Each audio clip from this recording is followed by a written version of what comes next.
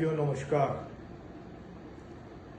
विगत 26 सितंबर को लद्दाख में देश के प्रसिद्ध वैज्ञानिक, पर्यावरणविद, शिक्षक, सामाजिक कार्यकर्ता, जिनको विश्व के अनेक विश्वविद्यालयों ने मानद डॉक्टरेट की उपाधि से विभूषित किया है, जिनको एशिया का प्रसिद्ध रमन मैग्सेसे पुरस्कार भी प्रदान किया गया है, जो रोलेक्स पुरस्कार से भी सम्मानित हैं, ऐसे से सोनम वांगचुक को देशद्रोह के आरोप में मोदी सरकार ने गिरफ्तार किया है।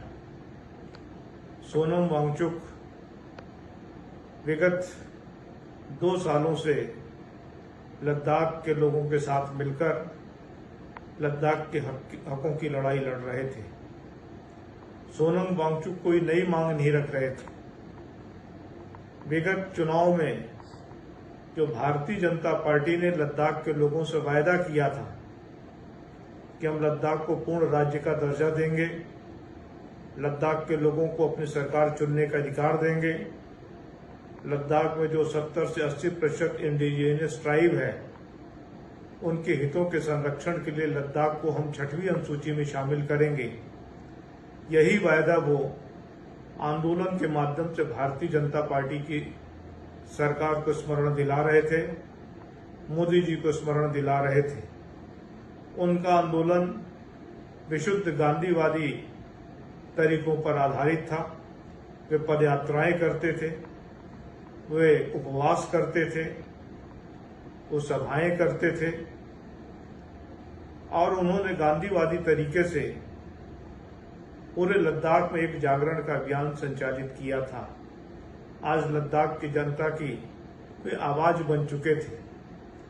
लद्दाख की जनता की आवाज को दबाने के लिए मोदी सरकार ने सोनम वांगचुक को देशद्रोह के कथित आरोपों में गिरफ्तार करके जोधपुर जेल में भेज दिया था। सोनम वांगचुक पे जो देशद्रोह के आरोप लगाए गए हैं, उस परिप्रेक्ष्य में मैं मोदी सरकार से पूछना चाहता हूं कि सोनम वांगचुक अगर ये मांग कर रहे थे तो इसमें देशद्रोह की कौन सी बात है, वो स्पष्ट करें। क्या लद्दाख के लोगों को पूर्ण राज्य देने का वायदा मोदी सरकार ने नहीं किया था? क्या लद्दाख को 6वीं अनुसूची में शामिल करने का वायदा भारतीय जनता पार्टी ने नहीं किया था? क्या लद्दाख को स्वमेव अपनी सरकार चुनने का अधिकार देने का वायदा भारतीय जनता पार्टी ने नहीं किया था? अगर किया था तो सोनम वांगचुक भी अगर यही बात कह रहे हैं तो इसमें देशद्रोह का विषय कहां से आ गया है? इससे अब प्रतीत होता है कि मोदी सरकार पूरी तरीके से तानाशाही के रास्ते पर है। उनका लोकतंत्र में विश्वास नहीं है, लोकतंत्र के तौर तरीकों में विश्वास नहीं है, संविधान में विश्वास नहीं है।